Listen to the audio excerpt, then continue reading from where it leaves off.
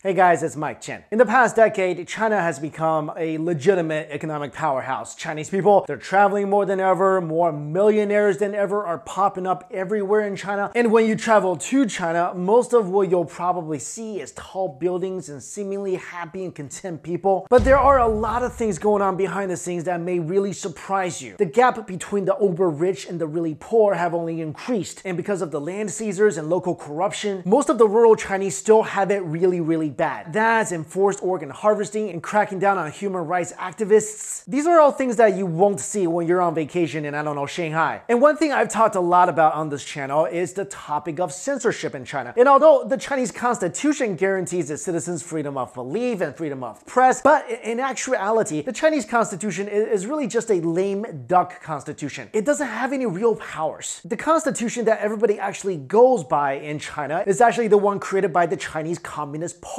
which allows for, well, pretty much no freedom at all. That's why in China you have state-controlled media, you can't have access to YouTube, Facebook, or Google anything sensitive, such as Taiwan or Tibet's independence, and you certainly do not have the freedom to believe whatever you want to. In fact, Chinese Communist Party members are not even allowed to believe that time travel is possible. And all time travel-related movies have been banned in China since 2011, which is really sad because Back to the Future, best trilogy ever. Besides that, Chinese Communist Party members are also not allowed to believe in ghosts or basically anything supernatural. And of course, religion is a huge issue in China. Now you might be thinking, okay, the last time I went to China, I saw a lot of churches and Buddhist temples. Well, the churches and temples are actually all controlled by the state. And if you're doing something that they don't like, they can just as easily close them down or demolish them. In fact, in 2014, churches in Zhejiang province were ordered to remove all their crosses. And within 7 months, 3 churches were demolished and over 360 crosses, including those from Catholic churches, were taken down. Now, according to a recent report, it seems the crackdown on religion in China is targeting the younger generation because the government has just ordered that children are banned from joining religious groups. The ban also prohibits children from attending religious sermons and other activities in several provinces across the country. According to Amnesty International, at this point it's unclear how widespread the bans on children attending church services are in China, but these alarming reports seem to be coming in from fairly diverse areas throughout the country. Amnesty also says that the move reflects the tightening control of religion, in particular Islam and Christianity, under President Xi Jinping. China is in the midst of a religious revival, and the current government seems concerned that religion could be a means through which foreign values may penetrate into China and ultimately affect political stability. And the thing is, I know that some people may probably even agree with this and maybe think that it's a good thing to ban religion because so many conflicts in the world are caused by religions. You know what? And that's okay for you to believe that. You're welcome to that opinion, but manipulating and controlling what people should or should not believe in, isn't that a violation of a fundamental right as us as human beings? Because that's what really makes us unique, right? We believe in different things. We believe what we want to believe, what we feel like is right, not what somebody else tells us is right. And yeah, there are plenty of religions out there that I don't believe in, that I disagree with, but as long as they're not telling their followers to go abuse children or kill people or do some evil stuff or do any other evil things that, I don't know, the Ninja Turtles may frown upon, I'm okay with that. And yes, there are a lot of conflicts in the world started because of religious beliefs. And there has always been throughout human history, and it doesn't look like that's going to change anytime soon. But I don't really feel like that's a religion issue. That's more of a tolerance issue. That's more of a compassion issue. And I get what China is doing. They've been doing it for decades. The mass eradication of religious beliefs in China started with the Cultural Revolution, and it basically destroyed traditional Chinese culture because for 5,000 years, Chinese culture, and this is regardless of who was ruling China, it was always based on spiritual beliefs. Every single emperor, when they went on the throne, they thanked the heavens and they had ceremonies honoring the gods. And China was always based on Confucianism, Taoism, and Buddhism. And the Chinese people took pride that they had such a strong moral compass. And like I said, I understand why the government is doing this because the Communist Party wants people to believe, well, in the party. They want them to believe that the party is everything and the party is really the ultimate. And our undenying loyalty should always be to the party. But to target the younger generation and deny them the access to choose what they want to believe, and I'm not talking about this because it's churches, I'm not a Christian, but to deny people the right to choose, the right to have access to a certain belief, and denying people the right of that basic freedom. To me, that really just shows weakness in a regime, not strength. And of course, this is a very touchy topic. I wanted to talk about this, and I know I'm gonna get a lot of hate from the 50 Cent army from China, but that's the thing. I'm in a place where I get to choose to believe in or not believe in something, and the freedom to express my opinion about that. All right, guys, thank you all so much for watching.